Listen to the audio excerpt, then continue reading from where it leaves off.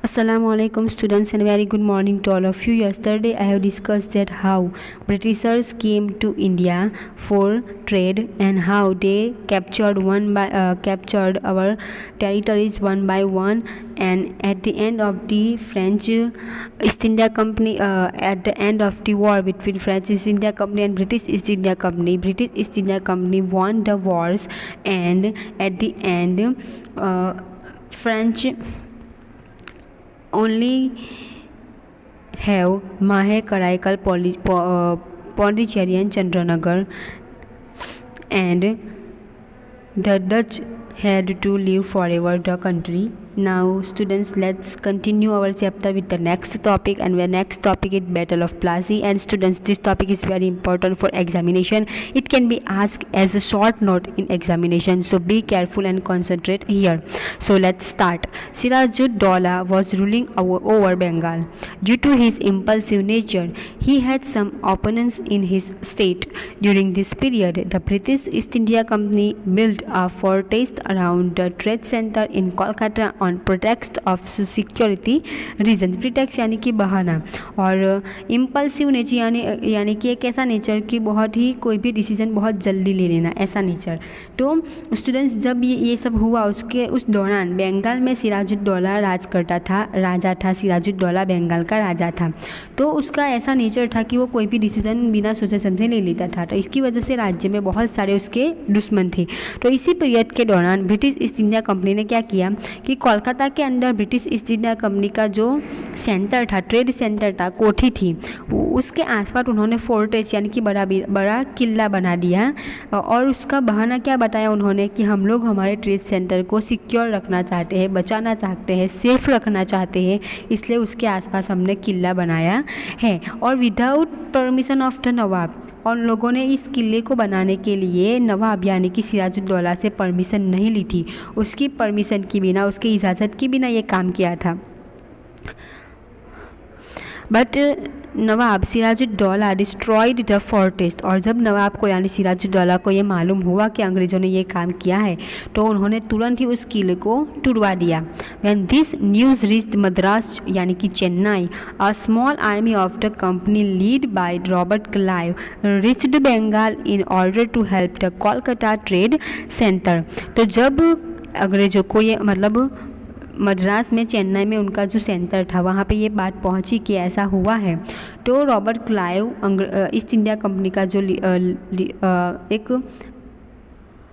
Security man था, तो Robert Clive अपने आर्मी के साथ बंगाल पहुँचा अपने साथियों की मदद करने के लिए. In spite of the army of the East India company being strong, they realized that it was not easy to defeat the Nawab's army. यानी कि स्टूडेंट्स, रॉबर्ट क्लाइव को मालूम था कि रॉबर्ट क्लाइव की आर्मी बहुत ही स्ट्रॉन्ग थी, यानी कि ब्रिटिश ईस्ट इंडिया कंपनी की आर्मी बहुत ही ज़्यादा स्ट्रॉन्ग थी.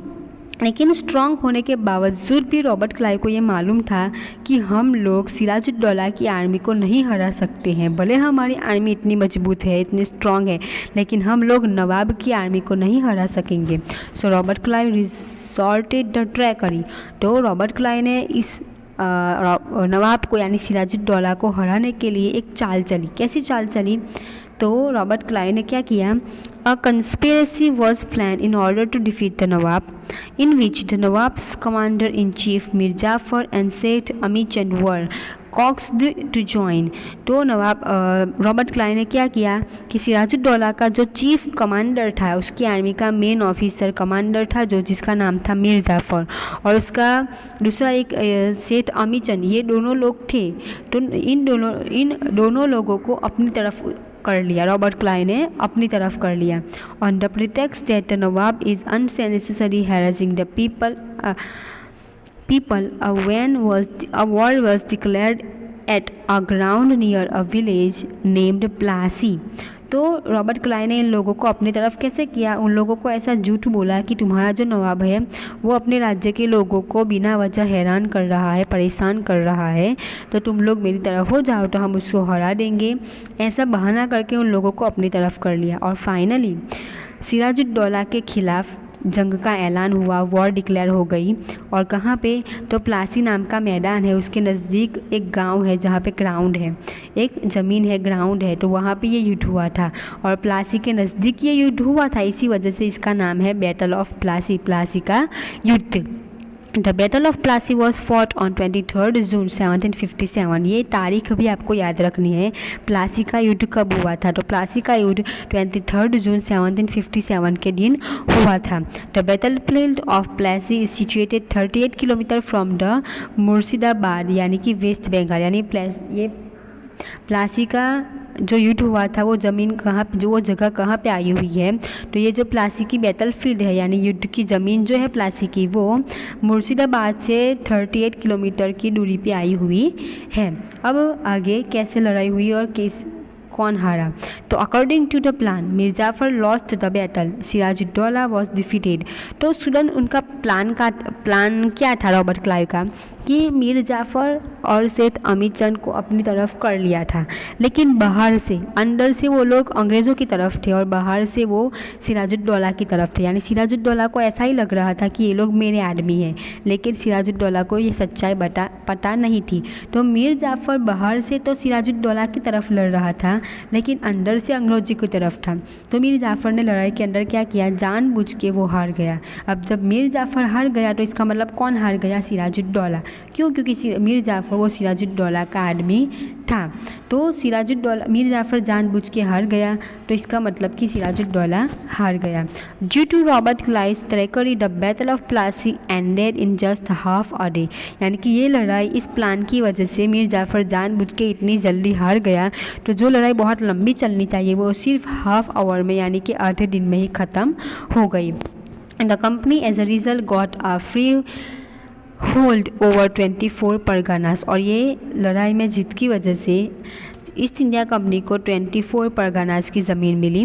Mir Jafar was made the nawab of Bengal. Sirajuddaula हार गया इसलिए उसे नवाब से निकाल दिया गया, तो और मीर जाफ़र को नवाब बना दिया गया। Thus the foundation of the company's rule in India was lead with the battle of Plassey in 1757। और इसी की वजह से स्टूडेंट्स ऐसा मानते हैं कि कंपनी का मेन रूल, यानी कि ब्रिटिश ईस्ट इंडिया कंपनी ने अंग्रेज़ों का पावर, अंग्रेज़ों का राज कहाँ से स्टार्ट हुआ था, तो इस युद्ध से, यानी कि इस युद्ध प्लासी के युद्ध से ही सही मायने में अंग्रेज़ों ने इंडिया में राज करना स्टार्ट किया था, ऐसा हम कह सकते हैं। अब नेक्स्ट युद्ध है बैटल ऑफ बक्सर। ये भी बहुत इंपॉर्टेंट क्वेश्चन है। The Britishers made Mir Jafar the nawab of Bengal and under different pretexts tried to extract plenty of wealth from him. तो स्टूडेंट्स जैसे हमने देखा कि प्लासी के युद्ध के बाद मीर जाफ़र को बंगाल का नवाब बनाया, और बंगाल का नवाब बनाने के बाद अंग्रेज़ क्या करते थे, तो कोई ना कोई बहाने से वो मीर जाफ़र से कुछ पैसे लेते रहते थे कि हमें ये ज़रूरत है, वो ज़रूरत है, पैसे मांगते रहते थे। Due to their greed to gain more power, उनको ये लालच थी कि हम और भी ज़्यादा अलग अलग राज्यों पे, इंडिया की अलग अलग जगहों पे पावर करें। ग्रीड यानी लालच, उन्हें ये लालच थी। The East India Company manage to throne Mir Jafar and made Mir Qasim.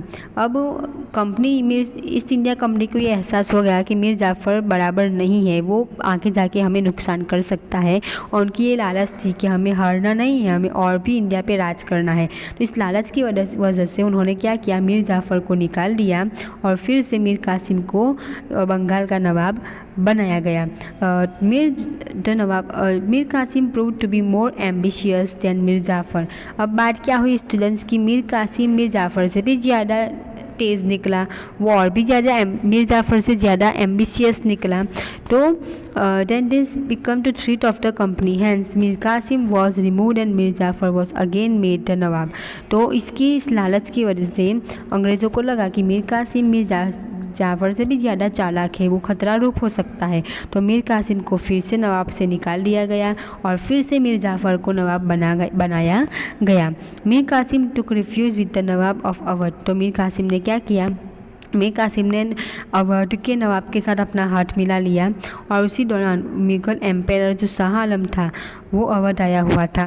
तो जब मीर कासिम अवध गया तो अवध के नवाब और ये मुग़ल का जो राजा था शाह आलम, उन दोनों के साथ उन्होंने मीर कासिम ने हाथ मिला लिया।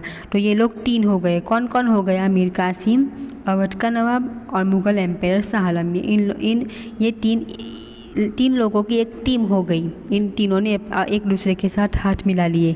Also all the 3 of decided to join the hands and fight the company unitedly and thus declared a war. इन तीनों ने डिसाइड किया कि हम तीनों एक मिलके ईस्ट इंडिया कंपनी के सामने लड़ाई करेंगे, युद्ध करेंगे, और उन्होंने युद्ध जाहिर कर दिया। At Buxar East India Company fought against the united army. United army यानी कि वो 3 लोगों की आर्मी। तो बक्सर नाम की जगह पे ईस्ट इंडिया कंपनी और ये जो 3 लोगों की आर्मी थी, उन दोनों के बीच में युद्ध हुआ। कब? 22 अक्टूबर 1764 इस दिन युद्ध हुआ। इन विच यूनाइटेड आर्मी लॉस्ट। और वो यूनाइटेड आर्मी जो थी यानी कि 3 लोग, मीर कासिम, अवध का नवाब और शाह आलम, इन तीनों की जो एक टीम थी वो हार गई और ईस्ट इंडिया कंपनी फिर से इस में भी जीत गई। The company got the right diwani rights. Diwani right मतलब right to collect revenue. Revenue यानी टैक्स वसूल करने का अधिकार कंपनी को मिल गया। और कहाँ कहाँ का टैक्स वसूल करना? बंगाल, बिहार और उड़ीसा, इन 3 जगहों का टैक्स वसूल करने का अधिकार कंपनी को मिल गया इस लड़ाई में जीतने के बाद। तो स्टूडेंट्स, ये था हमारा topic battle of Plassey and battle of Buxar. I hope कि आपको अच्छी तरह से ये टॉपिक समझ में आ गया होगा। ये दोनों topic examination point of view बहुत इंपॉर्टेंट है, तो इसे ध्यान से लर्न जरूर करना। हम नेक्स्ट वीडियो में देखेंगे। Thank you very much.